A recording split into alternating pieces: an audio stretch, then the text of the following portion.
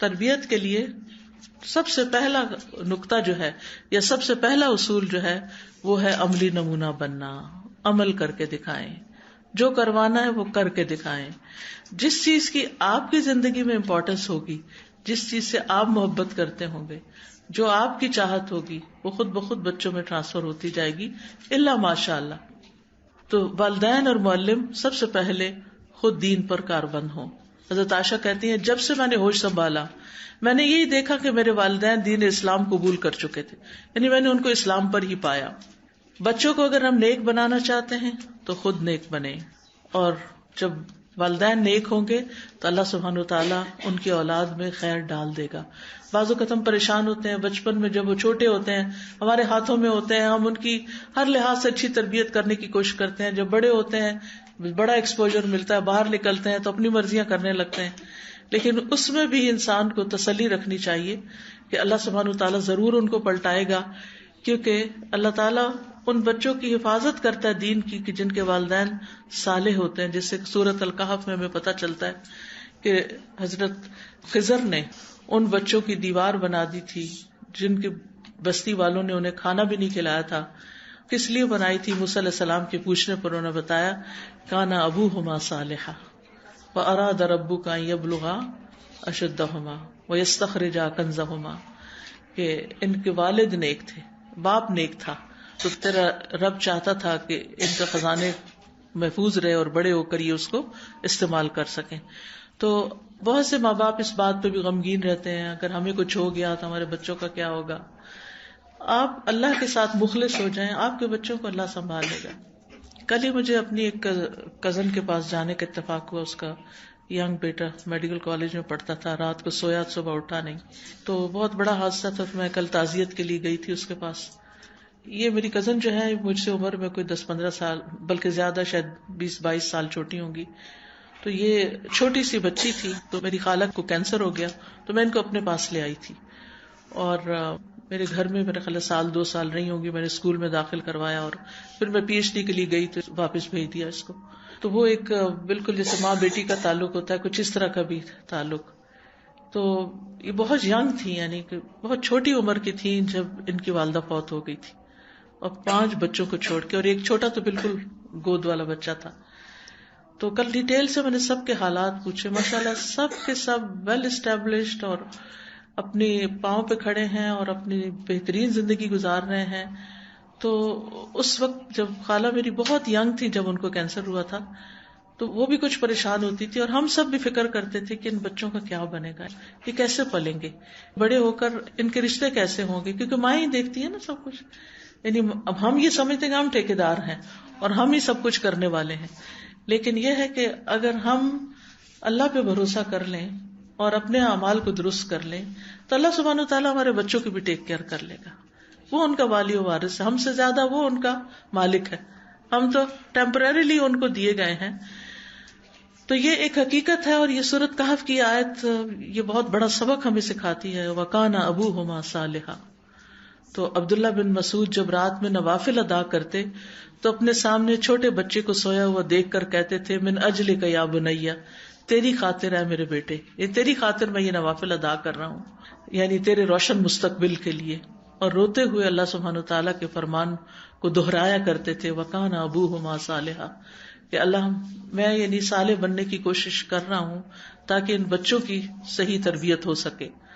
پھر اسی طرح یہ ہے کہ قول و فعل میں تضاد نہ ہو، ہم ان کو کہیں کچھ اور خود کچھ اور کریں، تو یہ کنٹرڈکشن بھی ان کی تربیت میں خلل ڈالتی ہے.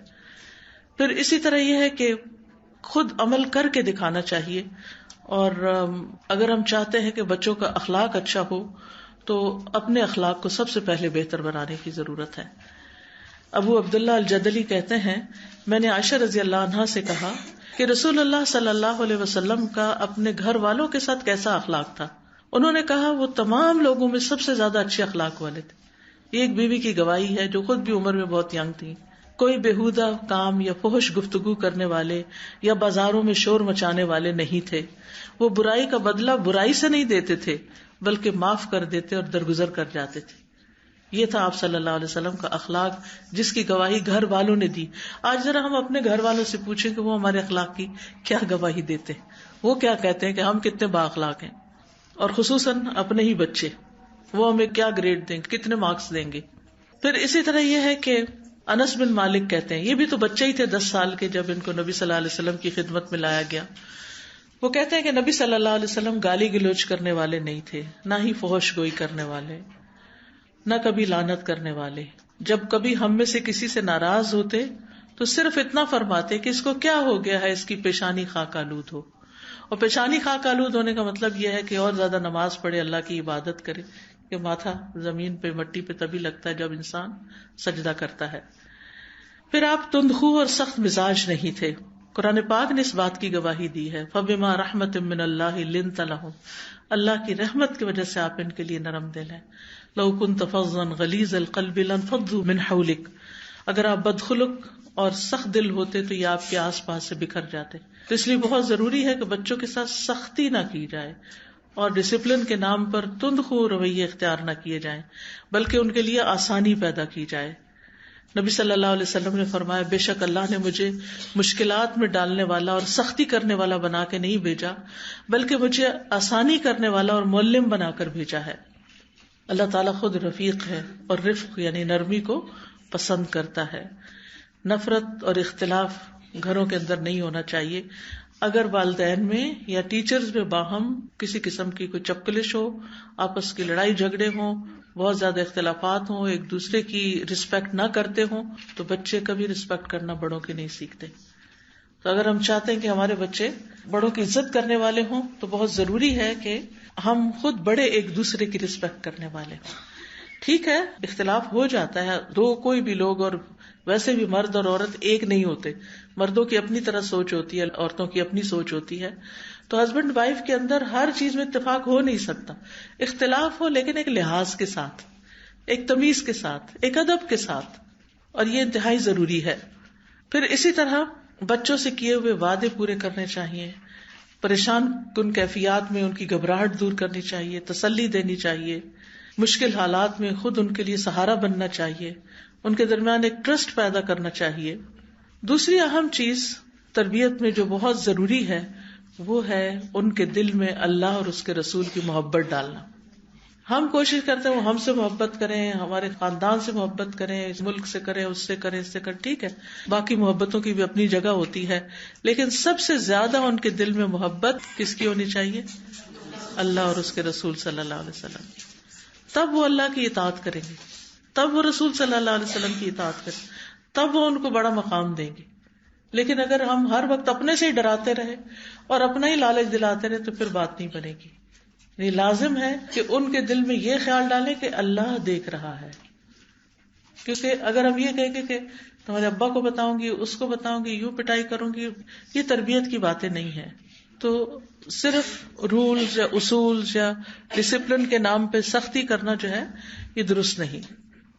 عبداللہ بن عباس رضی اللہ عنہما سے مروی ہے کہ ایک دن میں رسول اللہ صلی اللہ علیہ وسلم کے پیچھے سوار تھا تو آپ نے فرمایا، اے لڑکے میں تجھے چند کلمات سکھا رہا ہوں، اللہ کے احکام کی حفاظت کرو، اللہ تمہاری حفاظت کرے گا. اور یہ اس وقت بالکل بچے تھے ابھی عبداللہ بن عباس، اور کتنی بڑی بڑی باتیں سکھا دی آپ نے. اللہ کے احکام کی حفاظت کرو، تم اسے اپنے سامنے پاؤ گے. جب مانگو اللہ سے مانگو، یہ بچوں کو سکھانے کی چیز ہے. جب مانگو، کچھ بھی چاہیے اللہ سے مانگو. جب مدد چاہو اللہ سے چاہو.